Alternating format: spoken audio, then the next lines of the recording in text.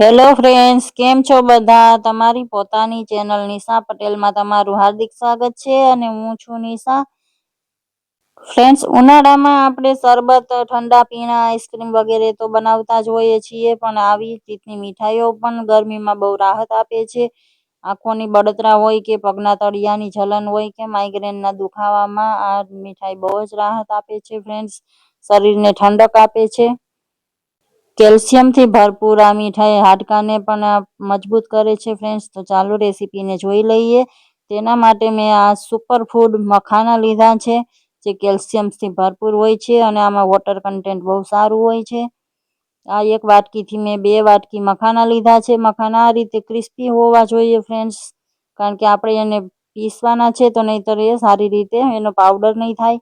એટલે જો મખાનામાં ભેજ લાગી ગયો હોય તો તેને થોડા તમે શેકી લે અને લઈ લેવાના છે આપણે.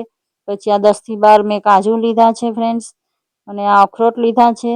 તમે તમારી પસંદના ડ્રાયફ્રૂટ્સ લઈ શકો છો. આમાં બદામ પણ લઈ શકો છો, પિસ્તા લઈ શકો છો. આ મેં મેલન સીડ્સ લીધા છે ફ્રેન્ડ્સ, ખરબૂજાના બીજ લીધા છે, જે પણ આપણા શરીર માટે બહુ જ ફાયદાકારક હોય છે. હવે આપણે આ બધી વસ્તુને સૂકી જ પીસી લેવાની છે. તો આ રીતે ઢાંકણ લગાવીને મેં એનો પાવડર કરી લીધો છે. હવે પાવડરને ડાયરેક્ટ પેનમાં મેં એડ કર્યો છે, અને આ મેં 1 વાટકી નારિયેળનું બૂરું લીધું છે, જેને આપણે ડેસિકેટેડ કોકોનટ કહીએ છીએ. વધારે પસંદ હોય તો તમે નારિયેળ થોડું વધારે પણ લઈ શકો છો. 1.5 વાટકી નારિયેળ પણ લઈ શકો છો ફ્રેન્ડ્સ. બધું સારી રીતે મિક્સ કરી દીધું છે. હવે પેનને ગેસ પર લઈ લેશું અને આપણે આને સૂકું જ થોડું શેકી લેવાનું છે. ડ્રાયફ્રૂટ્સને આપણે કાચા જ લીધા છે, તો થોડું શેકી લેશું તો એની રોસ્ટેડ ફ્લેવર બહુ સારી આવે છે. વધારે ટાઈમ નહીં લાગે ફ્રેન્ડ્સ, બસ 3 થી 4 મિનિટમાં લો ફ્લેમ પર આપણે એને શેકી લેશું. ફ્રેન્ડ્સ, તમે મારી ચેનલને સબસ્ક્રાઈબ ન કરી હોય તો પ્લીઝ ચેનલને સબસ્ક્રાઈબ જરૂરથી કરી દો અને બેલ આઇકનને પ્રેસ કરી દો, જેથી કરીને મારી નવી વિડીયોની નોટિફિકેશન તમને મળતી રહે. હવે આપણે આ મીઠાઈમાં ચાસણી વગેરે કંઈ પણ કરવાની જરૂર નથી. એકદમ ઝંઝટ વિના આ મીઠાઈ બની જાય છે. આ મિશ્રણને થોડું શેકી લીધું છે. હવે પેનને મેં ગેસથી નીચે લઈ લીધું છે. 2-3 વાર આવી રીતે ચલાવી લઈશું, જેથી મિશ્રણ આપણું ઠંડુ થઈ જાય. આ રીતે હાથથી ટચ કરીને આપણે ચેક કરી લઈશું. હવે આપણે આમાં મીઠા માટે એડ કરીશું સાકરનો પાવડર. તો આ મેં 1 વાટકી સાકરને પીસીને પાવડર કરી લીધો છે. સાકર પણ આપણા હેલ્થ માટે બહુ જ ઠંડી હોય છે. અત્યારે ગરમીમાં સાકર આપણા પેટને ઠંડક આપે છે.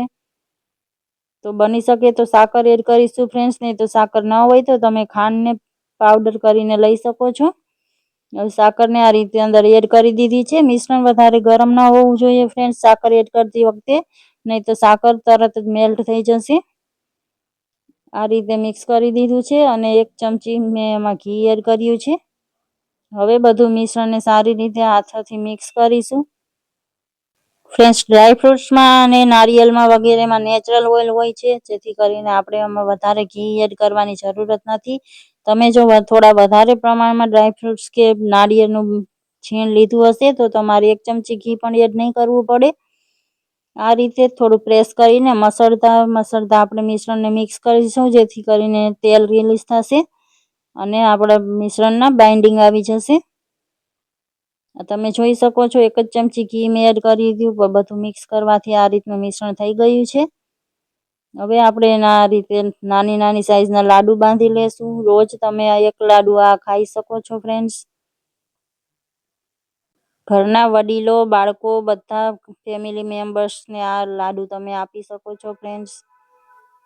તો આ રીતે બધા લાડુ મેં વાળી લીધા છે અને તમે એરટાઇટ કન્ટેનરમાં ભરીને 15 થી 20 દિવસ માટે સ્ટોર કરી શકો છો.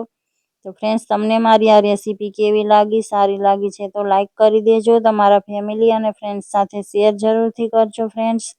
આ તમે જોઈ શકો છો લાડુ આપણા કેવી રીતે સરસ પ્રોપર બંધાઈ ગયા છે.